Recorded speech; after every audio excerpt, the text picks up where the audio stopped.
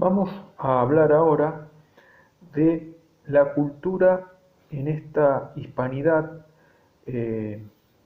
multiétnica, aunque fundada y centrada en una fe muy firme. Podemos decir que, de algún modo, la cultura de nuestra hispanidad fue una continuación, tiene una continuidad con lo que fue la cultura medieval, con lo que fue la cultura de la cristiandad. Si bien en Europa, mientras se iba constituyendo nuestra hispanidad, se daba una ruptura con el espíritu de la antigua cristiandad medieval a partir de lo que fue el Renacimiento y la Reforma. Sin embargo, en nuestra cultura hispana se da una continuidad de esa cultura teocéntrica que tenía como centro a Dios, a quien se buscaba servir. Esos pueblos hispanos en la península, luego trasplantados en nuestra América, giraban en torno a una plaza en la cual estaba ubicada la iglesia, catedral o parroquial, y en las inmediaciones las iglesias de las otras congregaciones u órdenes religiosas, muchas de ellas nacidas en el medioevo, ¿no? Los franciscanos, los dominicos, los mercedarios, otras más modernas, los jesuitas. Y era una cultura que giraba en torno al culto.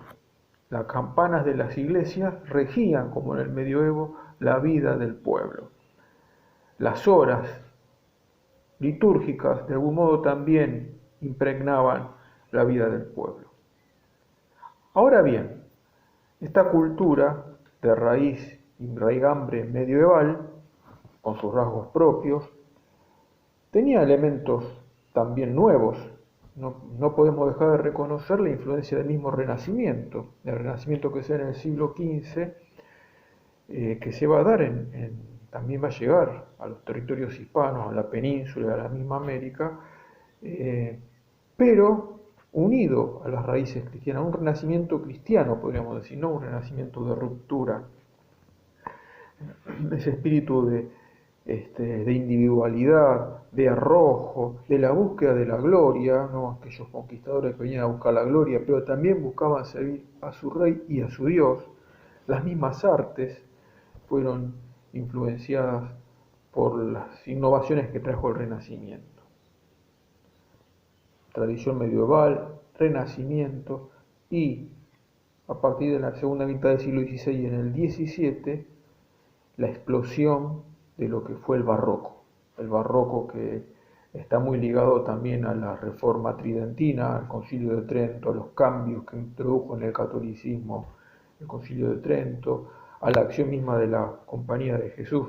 Un arte, una cultura, una literatura, una pintura, una escultura que se caracteriza por el dramatismo, por ingresar a través de los sentidos, por ser un estilo muy cargado, que busca exaltar la pasión del hombre, pero una pasión dirigida al bien, a la verdad.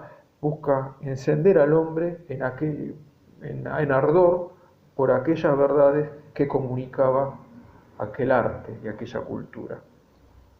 Y estábamos hablando en esta pequeña charla de nuestra América, que fue una cultura multiétnica. Y bueno, justamente en el barroco, y en el barroco americano, que va a ser el estilo más característico de nuestra América hispana, se ve ese matiz, esos matices que se entrecruzan, esa fusión, ¿no?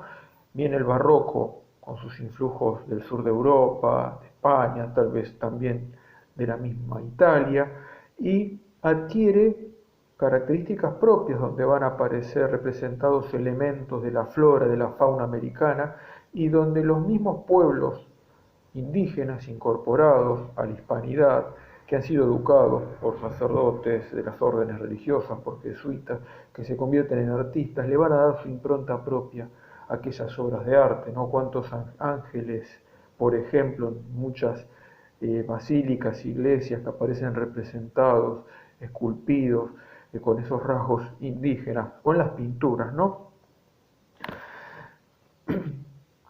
Y entonces, este barroco americano, decimos, tiene sus características propias. Está marcado en su raíz y en su base por una fuerte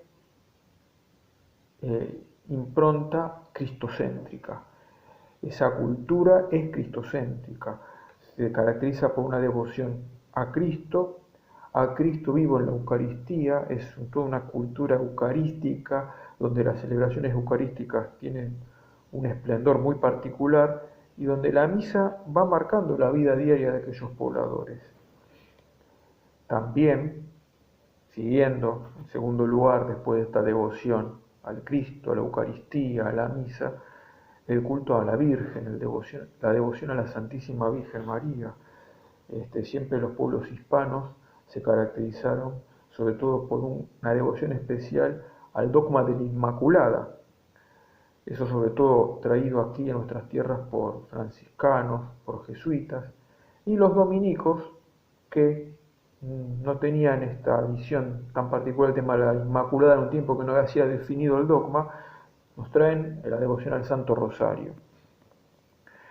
Esta devoción a Jesús, Eucaristía y a la Virgen se va a manifestar en las grandes procesiones, en las grandes manifestaciones, toda una cultura llena de esplendor, de belleza, de presencia en las calles, de manifestación externa, que todavía en muchas celebraciones en España, en nuestra América, se sigue manifestando esto, de esta forma tan particular.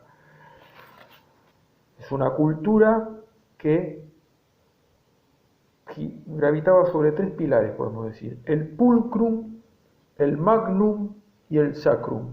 El pulcrum, la belleza, buscaba manifestar el esplendor de la verdad, de la belleza. El magnum, mostrar todo en forma grandiosa, majestuosa, porque ahí se está dando culto y está siendo presente el Dios de los cielos y de la tierra. Y bueno, justamente el sacro, si es ese presente Dios, todo está teniendo una sacralidad, ¿no? Y los mismos pueblos indígenas, había gremios de negros que también